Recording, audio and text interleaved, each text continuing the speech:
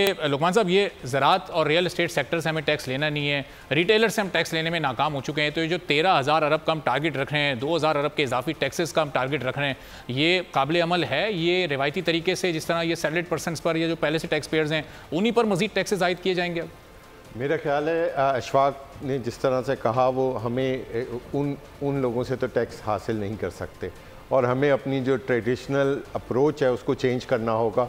और जिस तरह से हमने डिजिटलाइजेशन कैपिटल मार्केट में की थी, जिसमें हर चीज़ को ट्रांसपेरेंट तरीके से हमने उस तरीके से जिस तरह से हमने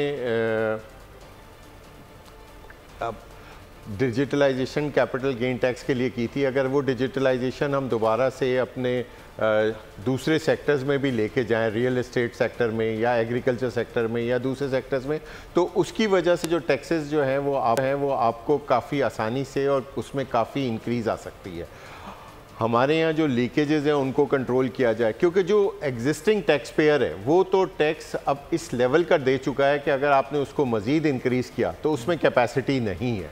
आपने जैसे सैलरीड टैक्स पेयर्स का जिक्र किया, अगर सैलरीड को अगर आप मज़ीद टैक्सेशन को इंक्रीज़ करते हैं तो लोग वैसे ही मुल्क छोड़ने को तैयार हैं। अशफाक भाई ने जो बात की मैं उससे थोड़ा सा डिसएग्री करूँगा। पहले मेरी एक PwC के पार्टनर से बात हो रही थी, उनका ये व्यू था कि पहले 100 लोग अगर क्वालिफाई होते थे तो उसमें से 50 लोग छोड़ के चले जाते थे, 50 लोग हमारे पास होते थे। आज जो है 80 या 90 लोग उनमें से पाकिस्तान छोड़ के जा रहे हैं और सिर्फ 10 या 12 अपने फैमिली रीजंस की वजह से जो है वो यहाँ पे रह रहे हैं। तो उस पर हमें थोड़ा सा देखना होगा कि हम उस सेक्टर को कैसे सर्वाइव कर सकते हैं। ठीक है, तो उस लिहाज से हमें जो है नए एरियाज और नए तरीक़ेकार से टैक्स कलेक्ट करना होगा, ना कि वही पुराने तरीक़ेकार को मज़ीद अगर हम इंक्रीज़ करते चले गए तो वो काम नहीं आए। तो अब ये लुकमान साहब, ये नए एरियाज़ और नए तरीक़ेकार, नए मैकेनिज़्म ये कब डिस्कवर होंगे? ये पहली बार आई हुई हुकूमत तो नहीं है। ये जितने भी इस वक्त हमारे सियासतदान और हुक्मरान हैं वो कोई 30-30, 35-35 साल का उनको एक्सपीरियंस है, कई बार वो हुकूमतें बना चुके हैं,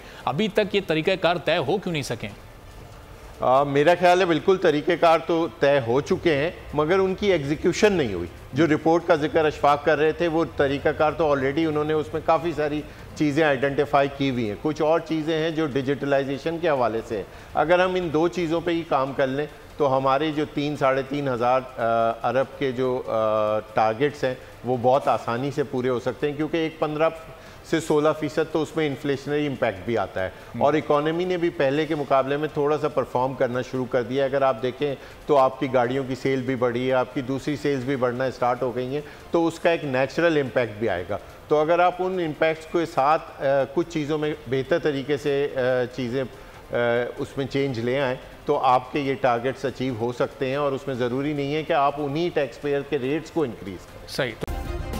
सब्सक्राइब करें और बेल दबाएं ताकि कोई खबर रह न जाए।